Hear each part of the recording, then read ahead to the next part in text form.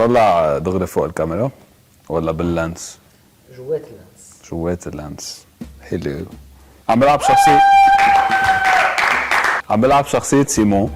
حبيت كثير هالشخصية، بس قريت النص تحمست اني العبها لانه حسيت شخصية ريليتبل. كلنا عنا جار بيشبهه لسيمون، وحتى كل حدا منا عنده كاركترستكس معينة بتشبهه. انسان بسيط عم بفرجي حقيقة معينة من الأشخاص نحن عادة بنخبيها بالهضامة بالسمبلسيتي تبع كيف هو كشخصية.